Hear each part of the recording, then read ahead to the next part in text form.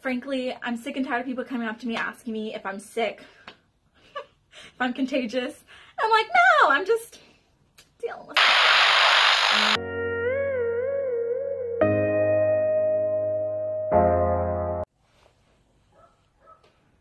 Hi guys. Don't mind the dog noise in the background, if it's distracting. Holly's over there doing homework. I don't think you can see her. It's right there, right there. Anyways, threw some yellow on because it is Endometriosis Awareness Month, and also my favorite color is yellow, so it's kind of fitting. And if you don't know what endometriosis is, it's okay, I don't know either.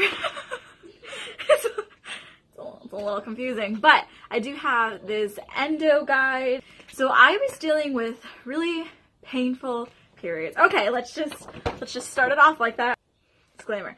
All right. So if you're a male, or if you think that period talks are taboo and you don't want to talk about them, then you can just click off this video. But if you do want to stick around, I'm going to be talking about my personal experiences with dealing with endometriosis and also some of my hacks with dealing with the pain that endo comes with. So if you want to watch more of that, continue watching.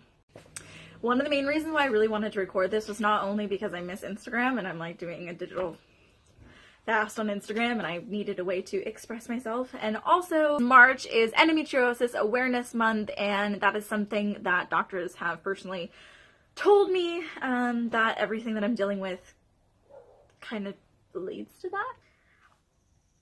I started my period at a very young age. I think it was like 11 or 12, like pretty young for the most part. And I don't think I had painful periods like right away, but I do remember probably around 5 years ago or so, 5-6 years ago, when I was like 14, 15, I started dealing with like really painful periods to the point where, this is like super TMI, guys, where I would struggle with like diarrhea and like feeling like I'm gonna throw up, and sometimes like almost fainting, and my mom is like, I need to take you to the hospital. And anyways, just like, I'm in a lot of pain. There's been some days where I've like laid in bed and I'm like, God, just take me. And people have told me that the pain can be equivalent to labor pains.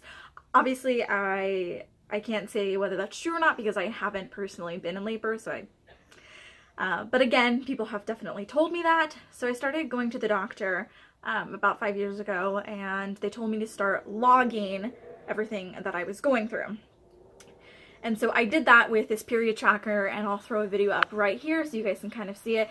It's an amazing tool to know when you're going to be starting your period, and also to keep track of like how many zits you're getting and where the pain is, how severe it is, and different symptoms like dizziness or throwing up or anything in between, so that if you do go to the doctor, they can see the progress and track everything that you're going through, so they can have a better understanding of what you're going through. Endometriosis is something that you have to actually get surgically diagnosed. So I have unfortunately not have had the surgery yet because it's not covered by any insurance company, which really sucks. And once they do surgery, there's really not, I mean, you can go through another surgery, but there's no cure for it. It's an indivisible disease with no cure. So I've just kind of decided that the doctors have told me that I have endometriosis, but to be absolutely sure, they would have to put me under. So basically, I just say that my pain comes from endometriosis, and that's that. I want to talk about this to raise awareness because there's lots of women out there who are having painful periods that is not normal. Like, you should not feel like you're dying. You should not feel like you want to die because your period is too much for you to handle. I think that's a little much. What do you think, Holly? Yeah, she agrees. All right. Because endometriosis affects 1 in every 10 women, with an estimated 176 million women that suffer worldwide. That's a really, really, really high number. This book is adorable, by the way. So many different photos in it and things like that. My mom called this endometriosis specialist and kind of talked to him about what I was going through, and he did send me this book, which I'm really grateful for because it gives you a bunch of different things that you can do to help with endometriosis, and also it tells you that you're not crazy, which is always a good thing. I'm gonna throw up a definition of endometriosis right here, and hopefully that gives you guys a better idea of what endometriosis is. It's definitely hard to explain, And a lot of people will tell you you're crazy, but if you have any of these symptoms or anything like that, which I'll throw those up there too, then you guys should be part of this movement of just raising awareness for all of these women. And guys, if you stuck around for this video, then thank you. You probably have a woman in your life, 1 in 10. So out of 10 women in your life, you should at least have one woman in your life who is struggling with this. So I don't like to use my period as an excuse, but really just you need to just be more understanding.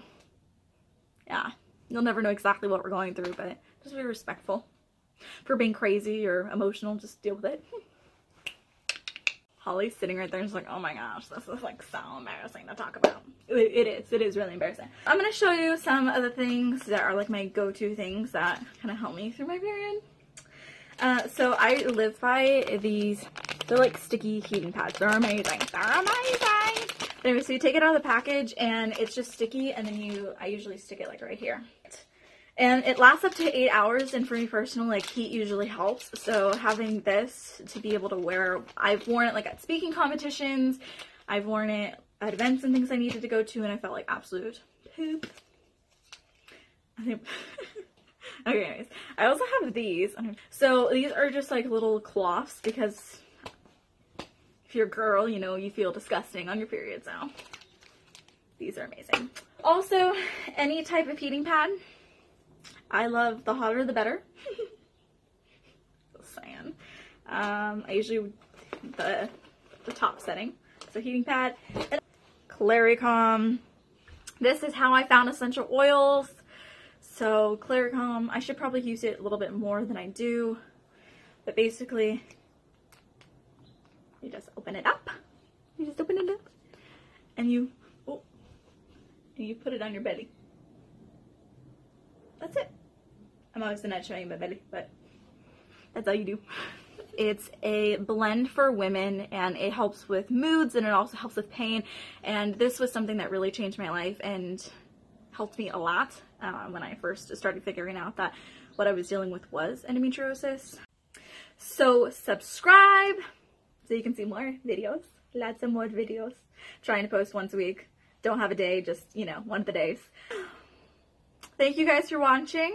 Please give it a like if you want to see more taboo subjects being talked about on this channel, guys. And if you have any comments of how you deal with your periods or endo pain or anything in between, please leave a comment down below. If you're also struggling with something like this, I would love to hear your story, because it makes me feel like I'm not alone. I know that there's lots of endo sisters out there, so we just gotta stay united, and I hope that you can use this month and every day to stand up for things that you guys believe in. I think this is something that we should be able to talk about, because every single woman deals with this. So I'm not endometriosis directly, but they deal with periods. So I think that we should be able to openly talk about it. Obviously, there's a time and a place. You're not going to be in a business meeting and talk about your period. Like, I totally understand that. But this channel is a place for me to express myself and for you guys to know a little bit more about me. And have a blessed day, guys. Adios.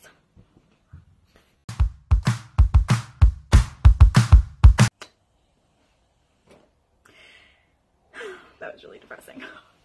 Amazing. They're amazing. So, I can't talk. Okay, that wasn't so bad to talk about. Now, if any of you leave I can't talk. I'm done talking.